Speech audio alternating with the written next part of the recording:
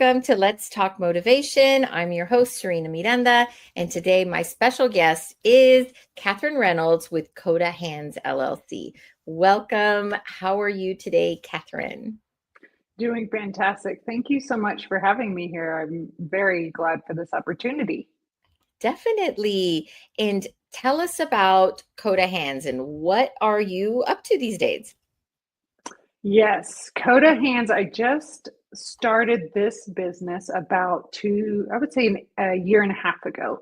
So I've been a massage therapist for the past 19 years. I've done body work.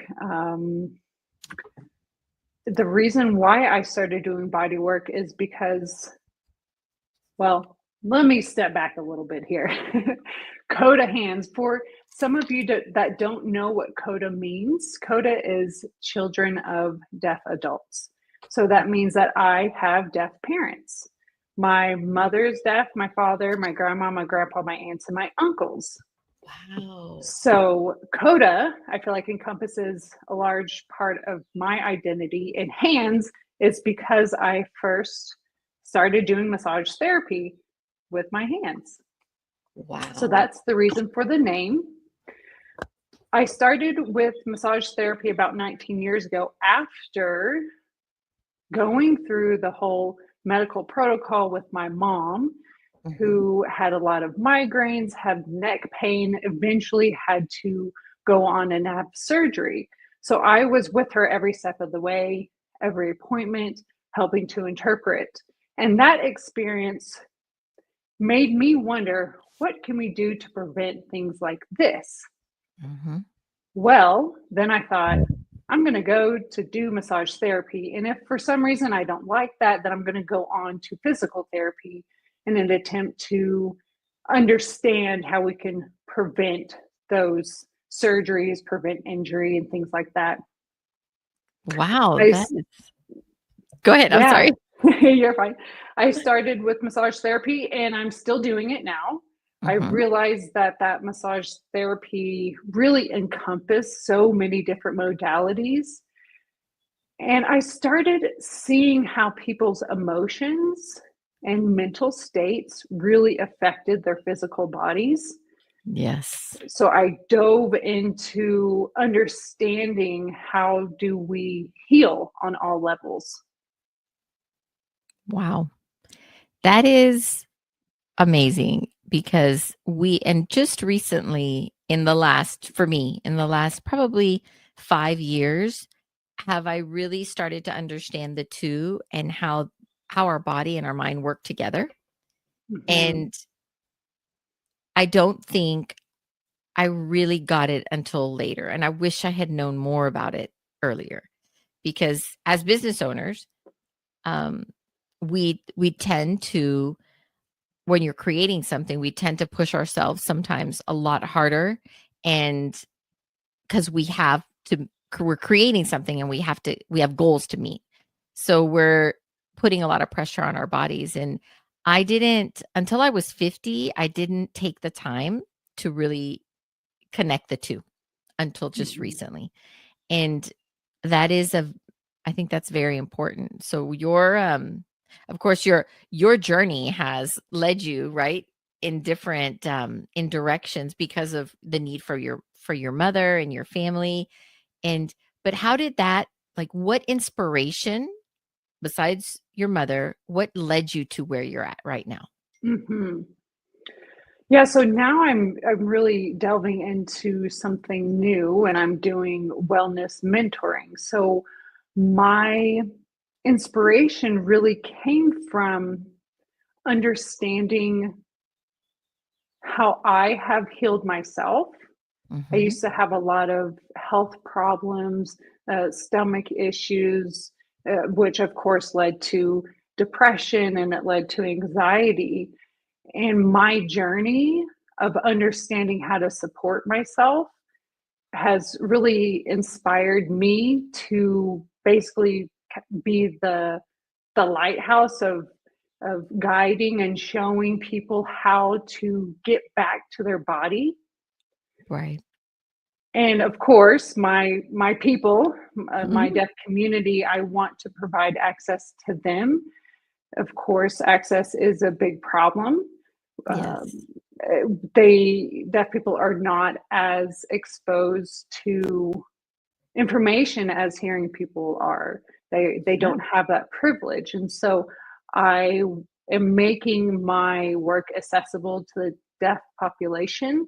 Last year, I really focused in on my programs to be ASL led programs. Mhm. It was this year, 2025, that I've decided to open it up to the non deaf community as well. Interesting. Okay. Yeah, And majority of what you do, is it in person or is it virtual? it's virtual. hmm Virtual. that portion is so I have kind of two portions of doing body work. I still do that, and then Mhm. also the wellness mentoring, which that's mainly online. Interesting. Yeah, that's Yeah. really great. Now, I do have a couple questions specific to your business. So, Mhm. what common challenges do your clients face when trying to adopt healthier habits? And then, how do you um, help them overcome these? Yeah, well, a lot of people have old habits, and as they say, old habits die hard. They Yeah. truly do. And I notice that my clients have these goals, they have these wants, but that self-sabotage does come in, Mm, right?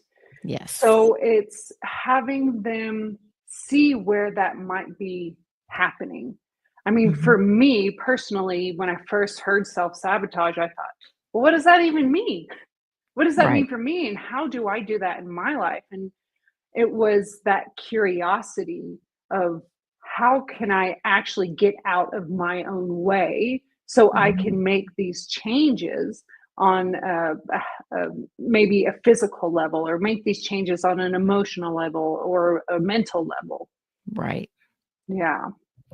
Yeah, that is definitely hard to do, right? As we like, I notice for myself, right? And this is a journey that I'm currently going on, is to put myself and my health first and make sure that I'm um because I want to live long. My grandmother lived to be 101, and hmm she just passed away this past November of 24. And she comes from a long line of women that live really long. So I told my mother, I was like, I don't know if one of us is going to live to be 100, because I feel like I'm way more stressed than she was. I was like, she was hmm very, I'm like, she did what she was a seamstress by trade. And then after leaving the workforce, she did that from her home. But hmm I look at her life and I think she lived such a simple life compared to what we're navigating now. Um, And so that's my goal. Like, it's like, how do we get there, right? So I can live to 101 and Yeah. have that, and it's not to say her health was priority, because she smoked as a young woman. She drank. Um, Later in life, she finally stopped doing those things. And then she had a couple strokes. But I don't know if it Mm. was just all I tell my grandmother, it's because she would make chili. She was Mexican. And I'd be like, maybe your chili was like really spicy. And you were like, I don't know. Maybe that was it. I'm just gonna try eating more chili. I don't know if that's gonna help. I know Definitely do that on top of other things too. yes, on top of other things. Yeah, yeah. I need to learn how to Yeah. make her chili sauce. Yeah, I definitely agree with having a business and having so many things going on in your life. And there is this collective consciousness that's like, you got to do, you got to Yes. hurry, and this and that and the other. And we fill up our schedule. And I definitely do that as well. But it does have an impact on our nervous system, which, Mhm. when our nervous system is impacted, it will impact our health for sure. I agree. So, something I've been adopting is when we think of masculine and feminine energy, like the masculine is the doing and the tasks, very task oriented, the list, but the Mhm. feminine is more flexible and oh, okay, maybe we'll just flow with this today and maybe we'll flow with that today, which Right. both are very important and we need both. But to be stuck in one, maybe masculine, or being stuck in the feminine Mhm. is not beneficial, especially as a business owner. You have to Yeah. have that balance. And if you're too much masculine, too much doing, and not giving yourself that time to really flow and just be Mhm. grounded and have at least a day of not doing something, then it can really just wear out on the nervous system. And over time, as we know, that can really wreak havoc for sure. Definitely. And I think my health has actually gotten better as I've gotten older and more aware of these things. Like, I don't think I ever knew about cortisol and how that causes these stressors on our bodies and what things create that to elevate. and and even just walking, like, I feel like I told my husband the other day, I said, I think we're getting old because we have these habits now. Like, I can't tell him, Ron, we have to do XYZ. He's like, I need to drink my coffee and I like to sit in silence. And so he's got these little quirky things. And I like to sit outside and have sunshine on my face in the morning Mm. and just in silence. Like, even the kids know, they're all mini adults now. So they're like, they know if I'm sitting outside in my chair in the sun, don't come with me with anything because it's not going to Mm. get solved. I need some time. I need to be outside.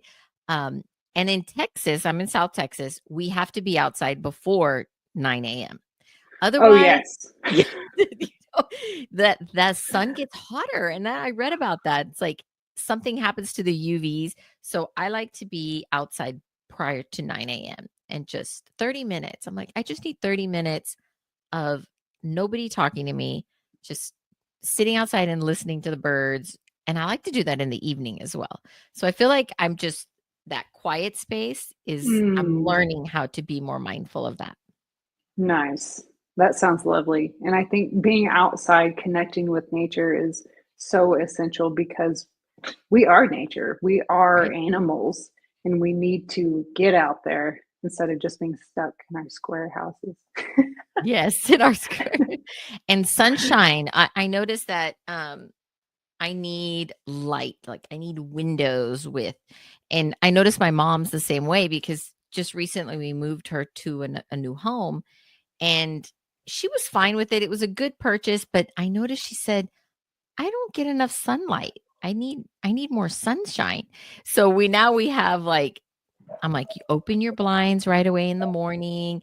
But she's been trying to think of a way to get a sunroof put in her kitchen. And I'm like, "That's gonna be a really weird." And of course, my husband's like, "We can do it. I need a long duck," and he's the Mr. Fix It, so he's figuring it out. But I was like, "I don't know if we should put a big old sunroof in here," but she wants sunlight, so we're trying to get her more sunshine. Well, if he can do it, that's amazing. I know, right? I Well, let me ask you, what strategies do you recommend for maintaining motivation during these healing process? Like, how do we get there? Couple of things. One is the acceptance of there are times where we have high motivation and there's times when we have low motivation. And that's just how we are. It's not really, I don't Mhm. feel like it's sustainable for us to constantly have that high motivation. It's just like the seasons. We have spring, we have summer, we have fall, and that kind of winds us down. And then we have that winter time that we're able to rest. The plants are resting too. They're not growing during the winter. So to understand that flow and that rhythm that Mhm. we have within ourselves and to honestly look at your schedule of the year and like, okay, this is the time that I'm going to do a lot. I'm going to really push some stuff out. Okay, this is the time I'm going to do some rest and Mhm. really factor that in. I feel like that's definitely important. when you're in the time of high motivation, to think about how can I make this easier for myself when I'm in that time of low motivation.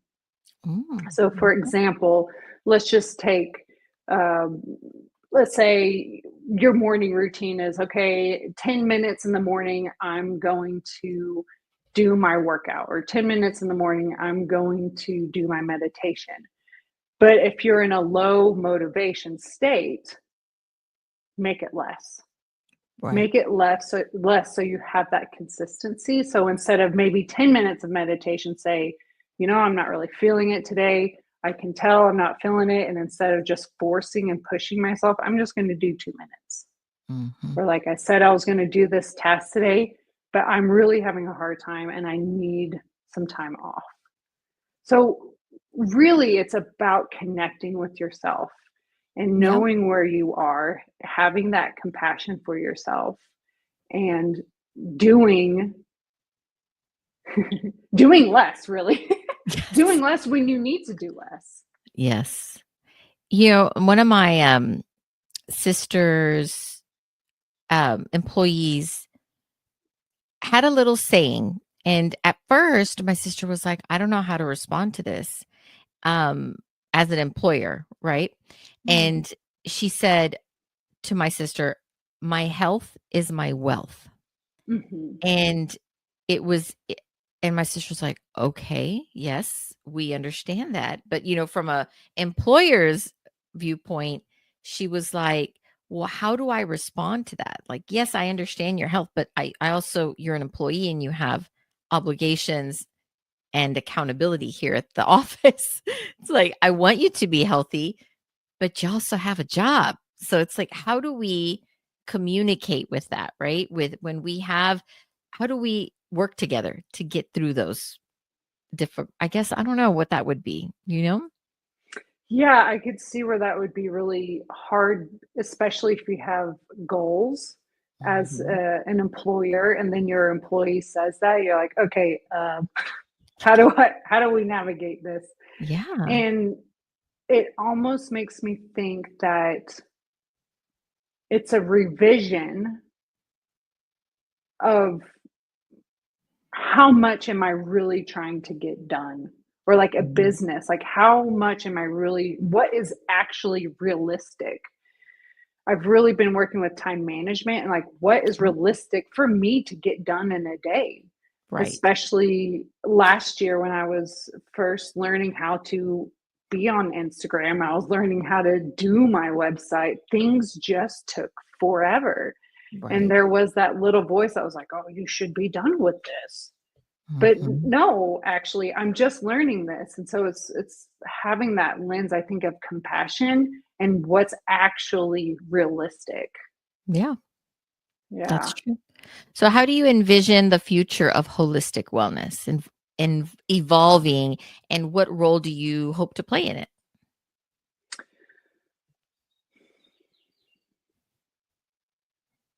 I see it really evolving to where everyone is thinking about it. I think it's Mm. happening right now. Yep. I feel like COVID was a really big catalyst for people of understanding trauma and how it affects our everyday life and how it affects our Mm. nervous system. So it's definitely in the mainstream of looking at all the parts of who we are. Mhm. And like I said, like the mental body, the emotional body, the physical body, the spiritual body, and how if we're having an issue on a physical level, we have to also look at those other levels Right. to heal on a in a holistic way. Mhm. And I feel like it's getting to a point where we can't really ignore that, especially with all the technology and the speed of the Yes. pace that we're all going at. We're realizing, okay, we're getting burned out. Okay, we're having all these diseases, we're having all these cancers. Mhm. And I see it as our consciousness, we are all waking up to this.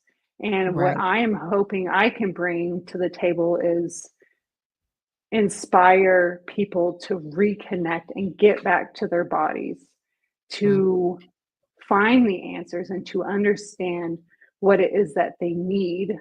For years, generations, we've always looked to doctors right. for healing, but to be honest, they're not with us daily. They can Mm, give us tests and they can give us diagnosis, which is great. We need those things, but that whole self care aspect and right. what's actually happening in here and how does it affect our physical body. And really, just what I would like to do is bring awareness to the deaf community, but also the non deaf community, just everyone as a whole, to inspire them to really take care of these vehicles that we're in. Yeah. Yes, and I think back on my grandmother living to 101, and she because sometimes doctors weren't accessible when she grew up in a Mm, rural ranch in Mexico. They did a lot of their self um, taking care of themselves with whether it was teas or I know there's a book my great grandmother had and it was from Spain and that's where they would come up with mm, help on how to heal themselves and take care of themselves and I I think about that because you're right. There doctors are there and sometimes they're not as accessible to everybody. Depending on if you've got full insurance or your copays or how much. But I think there is a movement, especially after COVID, for people to be more mindful on how they take care of themselves and their bodies and their health. And there was a point where my kids would be like, in Spanish, the curandera. They would be like, "Mom's a curandera," because I'd be like, "Okay, we got to figure this out." I don't, we're self-employed, so that copay, if I've got to send 3 kids to the doctor, that's almost 90 to over $100, and I'm mm, not counting prescriptions. So I'd be like, "Okay, let's think about this." We have a fever, and I'd be brainstorming with my mom, like, how do we they all have the same symptoms. We don't need to be all mm, going to the doctor. We don't have to. And so that really played into a lot of my decision making on how to research and take care of ourselves so we're not getting sick, right? We're not mhm, our bodies our immune systems are a little bit more resilient and and you half the time it's not wearing ourselves out to the point of so drained that you get sick mhm. Yeah. and then taking care of being mindful of all the things to not expose ourselves to being more susceptible to infection with Mhm, viruses. And so I mean definitely was a choice for all of us during that time, is like, okay, how are we going to take care of ourselves from now on, mhm, right? mhm. I love that you and your family are trying to figure out, okay, what do we need to do? Yeah. Because yeah, you And need then I that. bought all I'm big on tea. I think tea is very healing, and, Mhm. my husband opened the cabinet and he goes, "Why do we have so much tea in here?" And I'm like, "Oh, trust me, when you get a sore throat, you're gonna be asking for my teas and the honey and the everything that I put together." And sure enough, they're like, "Mom, what tea do I drink?" And they're trying to figure it out, and so, yeah, I think it's good for them too to see that there are other things out there that can help them feel good and comforted and Mhm, in healing. So let mhm, me ask you, absolutely. as a wellness entrepreneur, what role, if any, do you see AI or digital tools playing in your business? Or not just your business growth, but also client communication? Mhm. I love AI. I'm Oh, just gonna nice. say that right now. Okay. At first, I was very, not sure about it. My partner also loves AI, and he showed me the power of using it. Nice. For me, AI it's like having a friend to bounce, I can bounce ideas off of the friend, and the friend will tell me their ideas. And of course, I'm the one that's making the decisions, of course. Exactly. Yes.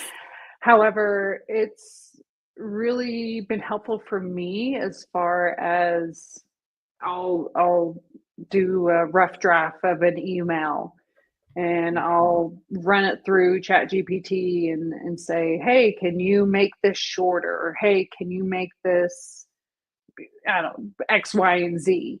And of course, just like any tool, you have to modify it and change it up. And you're like, oh, I don't really Right. like what happened there. Okay, let's change that around. But it's definitely helped me to save time. It Mhm. If I get stuck on a word, which I do that a lot, I'm like, what is that word? I can remember the sign, but I cannot remember the English word. Oh, So I describe it, and then ChatGPT tells me. I'm like, oh yeah, okay, that. really? That's Yeah, awesome. That's awesome. yeah, and I can definitely see. I feel like I could use AI more um,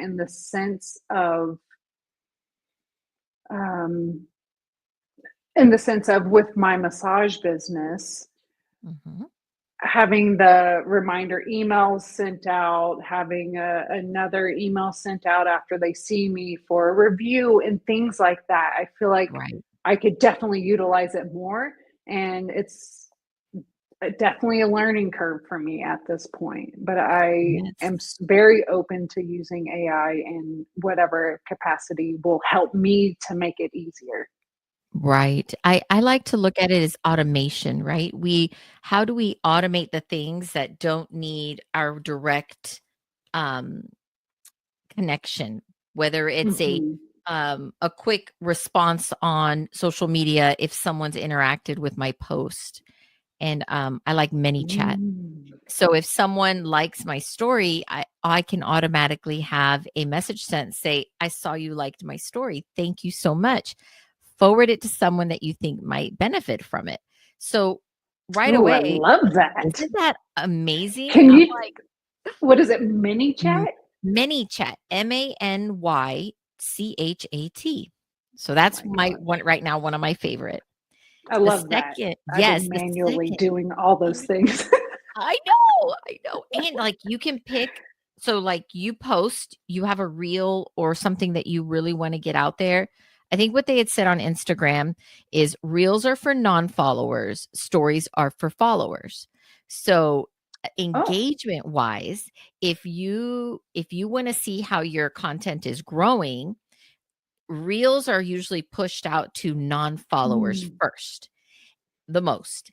And that was really cool. So if I really trying to get a message across and someone likes or comments on my reel, I want it to have a response right away because in this day and age it's speed. It's who's in front of you the first, right? And then they'll be like, "Oh yeah, I'm going to send you my email. I'd like more information on that." And so many chat is one. The second one that I've really liked that I'm just starting is Flowdesk, and that helps with my newsletter.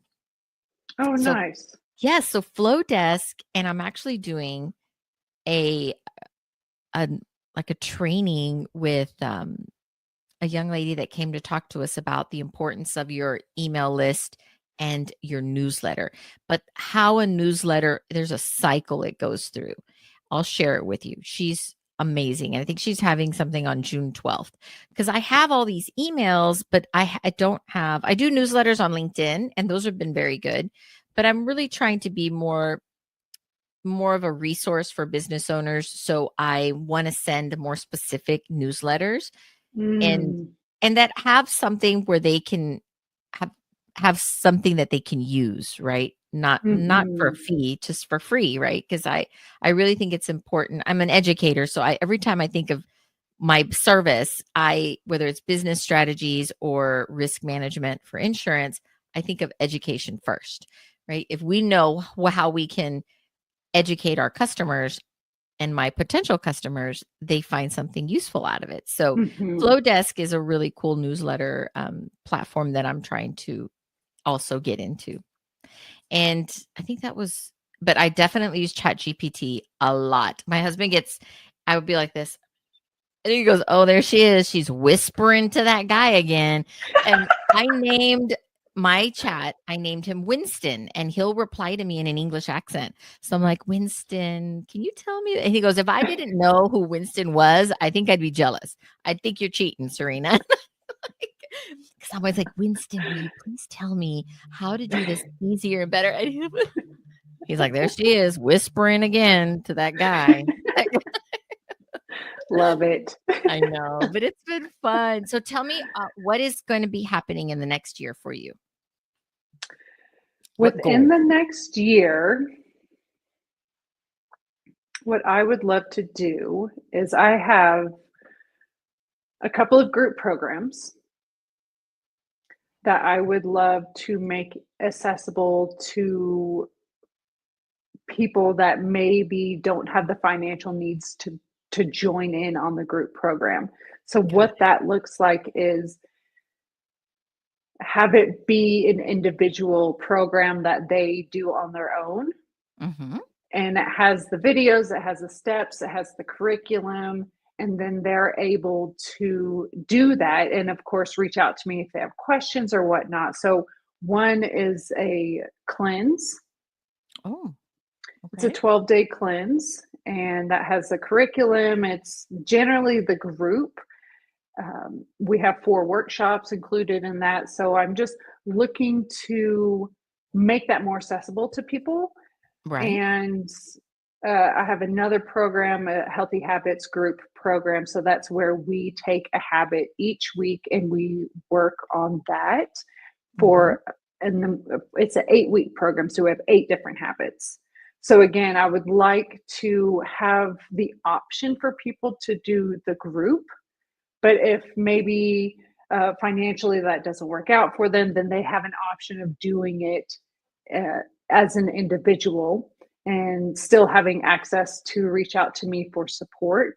That's one um, goal. Another goal is I would really love to make my deaf community cleanse Mm-hmm. bilingual. Oh, that would be nice. Yeah, so having the curriculum in English text form and then having the video of a deaf person signing it. So Interesting. those people that are or have had experience of being language deprived, when you're language deprived, it's Mhm. harder to learn a second language. And sometimes English can be more complicated to Mhm. understand, and having that information in sign will be a lot more accessible. That does sound amazing. That sounds really Mhm. great. So what about speaking? Are you going to start doing speaking engagements? Yes, that is Mhm. my my plate and my ideas are very full. I'm very excited to do some more speaking engagements. I've been reaching out to some schools in the local area. I actually did Yes. work within a school system for about 4 or 5 years, and that was kind of that turning point for me in understanding self-care. And I can see where teachers definitely they have that passion and they love what they're doing and they put so much into the students, and I can see where over time that can really affect ourselves. And I felt that effect too whenever Yes. I was working within a school system, because I just really poured myself and realized, Yeah. okay, I need to put out some boundaries there and take Yes. care of myself a little bit better. And so I would really love to speak in schools for the That's staff. I think that is a much needed. I remember as a first year teacher coming home so mentally and physically drained. I would fall asleep. And at the time I was straight out of college. I was still living at home. And I remember I woke up out of a start and I was like, it was 8 o'clock, but I thought it was 8 o'clock AM. or 7 a.m. Oh. And Mhm. it was actually 7 p.m. And I ran out, like, trying to get ready, and my Oh. dad's like, "What's wrong with you?" And I was like, "I'm late for work," and I started crying, and he's like, "Serena, it's nighttime. Calm down." He was crying, poor dad, he was like, "What is going on?" And that's when I started getting more migraines, and because just Mm, the pressure, I mean, I remember getting backlash if you left at 4 p.m. And oh, wow. if you left at 4 or before 5, some teachers were there till 8 p.m. And Ooh. I finally got to this point. I mean, mind you, we're there at 7 a.m. So you're looking at a 12-hour shift. Emotionally, I think teachers are counselors, they're parents to our children, and especially if you work in a title school. I worked in a Title I school as a bilingual teacher. So some of our kids were elementary, 90% were free and reduced lunch. So some of our kids come with a lot of baggage, a lot of emotional stress. So you're not only teaching, you're also a counselor and trying to help them through their Mhm. their lives, right? And I finally, I think I was maybe in my 5th year of teaching, I put my foot down. I said, absolutely not. I was drained. And I remember this one leadership teacher saying, "We'll see you tomorrow morning, right, Serena, at 8 a.m. on a Saturday." And I said, at the time I had already, my 3 kids were little, and I said, "I'm sorry, my weekends are for my family." I'm like, "Unless it's mandatory and you getting paid for it." I was like, "But my children are Friday night, Saturday, Sunday, I'll see you Monday morning." And they gave me a real hard time for that. Real hard time. Mm, But sometimes we have to. Teachers, it's a lot.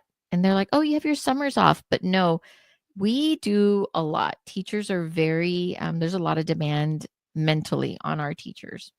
absolutely. Mhm. Absolutely. And just like you said, the teachers are not just teaching. There's a lot of Exactly. emotional work and support that Mhm. you're trying to do alongside the curriculum, and then Exactly. planning their curriculum, planning out your room. What is it going to look like? And planning the day. So there's a lot. There is a lot. Whenever I worked in the school system, I was an interpreter for a deaf student. So Mhm. I was in 2 languages all day, just Yeah, switching, and just advocating for the deaf student to make sure that they were getting what they needed to get. exactly. And whenever I came home, woo, there were It's like a there at the end when I realized, okay, I gotta do more for myself. I would come home and I had to lay down for an yes. hour. I just had to because my body was Mhm. so worn out from the constant decision making, because Right. decision fatigue is a thing. So if Yes. you're constantly making decisions all day, it wears you out. And I feel like a Mhm. lot of what I teach now is plan ahead of time, have your Exactly. decisions already made. So by the time your week rolls around, then you don't have to also make these other decisions that you already did ahead of time. So it makes you feel you have more energy. Yeah. Yeah, I visualize decompression. That's what I remember, having to come home and just decompress and be like, Mhm. and I remember my students were so sweet. I loved my kids. My class, I got to loop up with my first year teaching to the next, so I had them 2 years in a row, and they were actually, the music teacher taught them a song and they sang at my wedding. So it's like they were part of my family, my life. And they would always be like, "Miss, why don't you have kids?" I said, "I don't need children. I got 30 of y'all." I was like, I do not need kids at the time. And then later I ended up leaving that campus, but to this day, they're friends with me on Facebook. And now I see Oh. them as they're adults and having families and being very successful. And those were great memories of, I don't ever regret teaching and spending time in the classroom. It was a lot of fun, Mhm. but it's not for the weak. I'll tell you that Yeah. right now. Yeah. Lots of magical moments. That's for sure. Yes, yes. Well, I really appreciate you, Catherine, for being here with us today and sharing everything about you and what Coda Hands is doing and what is coming up. So I'll definitely Mhm. put your social media in our description of the podcast so people can find you, people can know who you are and what you're doing and what's coming up. Thank you so much for Great. joining us. Thank you so much for this opportunity. I really appreciate it. Yes, thank you. We'll see you around. Okay.